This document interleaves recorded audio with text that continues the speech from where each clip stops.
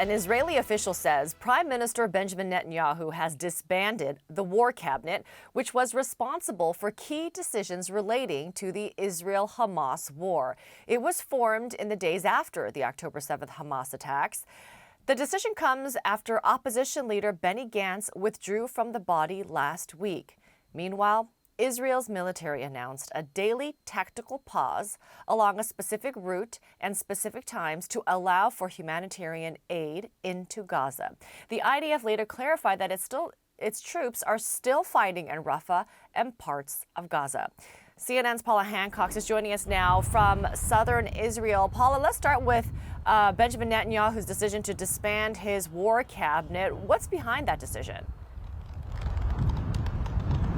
Well, Amara, in the war cabinet, there were always three men who were basically making the decisions, which was the Prime Minister, the Defence Minister, and the opposition leader, Benny Gantz. Now, of course, since Gantz has resigned, saying he's in protest of the fact there's no plan to get the hostages out, no day after plan for Gaza, and not a plan to get people back to northern Israel as well who've been evacuated, it is now effectively a two-person war cabinet. So what he has done is he's disbanded that, and he has said, according to an official in his office, that the decisions when it comes to the war in Gaza will be made on a security cabinet basis, which is a wider cabinet basis.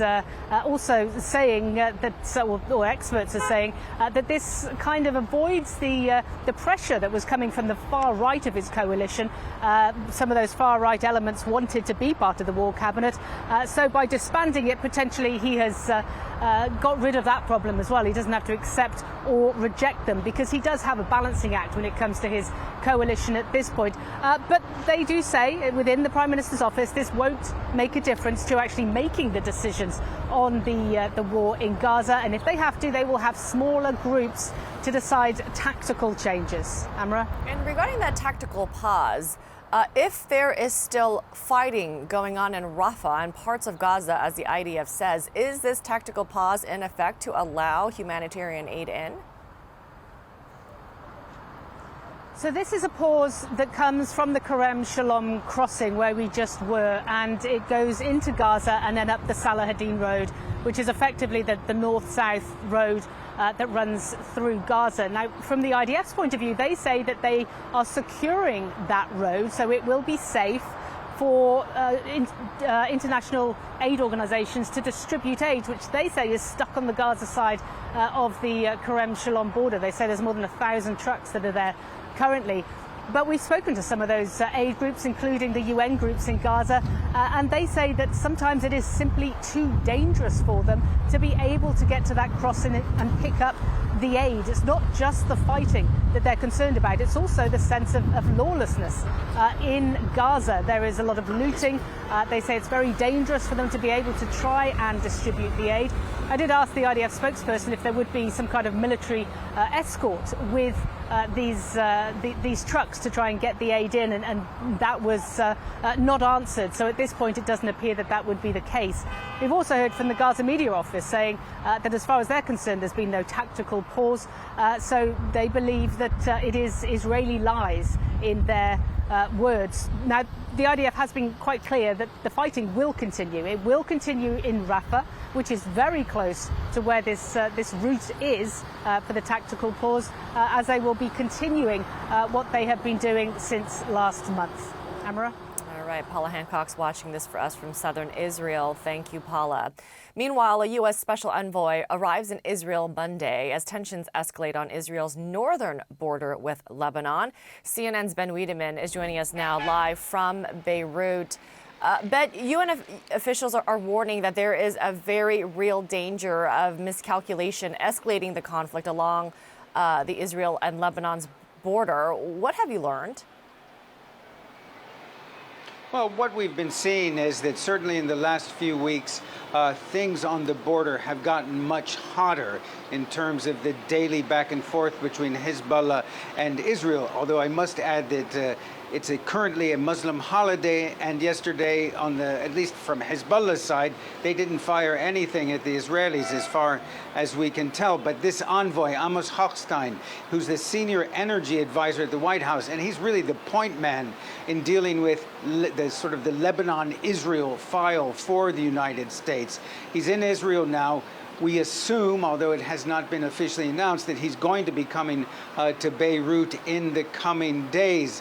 Nonetheless, what is obvious, certainly from statements made by senior Israeli officials, including Prime Minister Benjamin Netanyahu, and the signs we're getting from Hezbollah, is that both sides are primed for escalation.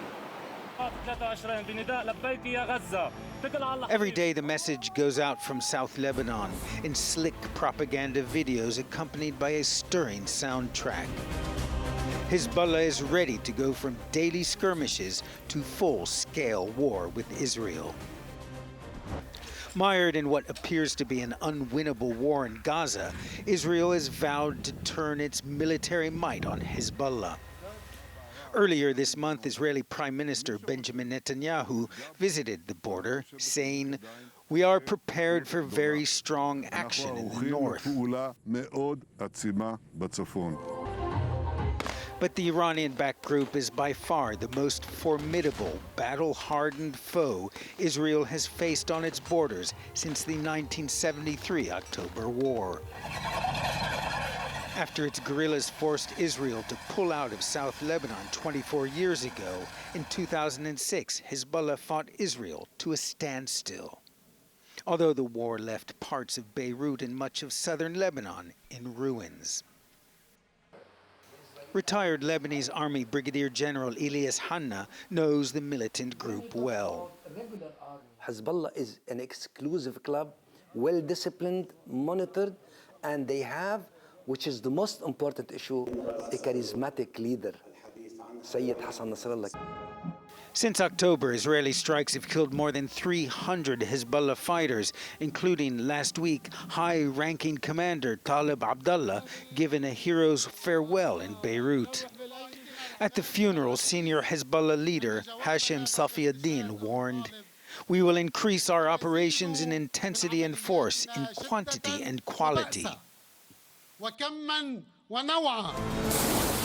Analysts believe Iran has provided Hezbollah with an arsenal of sophisticated long-range missiles capable of reaching Tel Aviv and beyond.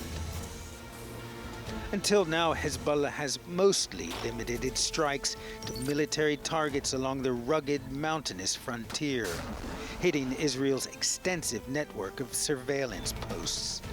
It also says it has taken out an Iron Dome battery, the backbone of Israel's missile defenses, and has used ground-to-air missiles to shoot down 3 top-of-the-line Hermes 900 drones. In the process, forcing tens of thousands of Israelis to flee their homes in the north.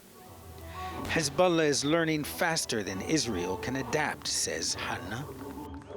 They are learning. It's like learning process. It's like trial and error. So as far as you go in time, you are seeing more intensity, more combined use of weapon, and then more in depth and more in effectiveness against the Israelis. And what is the problem? That the Israelis have no answer for that. Since October, Israel has bolstered its forces on the border and held exercises to prepare for war. Hezbollah is also ready for war, a war that is just one miscalculation away. Now, Mr. Hochstein is probably trying to convince the Israelis now is not a good time, given the situation in Gaza, to jump into a war with Lebanon. And of course, in Lebanon, given Hezbollah's strength and abilities to strike well inside Israel, the price for Israel would be very high. But Prime Minister Netanyahu is under intense pressure from the public in Israel to allow those people who fled the north to go back home. So they're really in a bind. Now, the one solution, and what has been seen before, is that in late November of last year, when there was an 8-day halt in the fighting in Gaza and there was a release of hostages in exchange for Palestinian prisoners and detainees, the border along between Lebanon and Israel was quiet. Hezbollah has made it clear, if the fighting stops in Gaza, the border will be quiet. So probably a ceasefire is the best solution all around. Amra? Ben Wiedemann in Beirut for us. Thank you so much.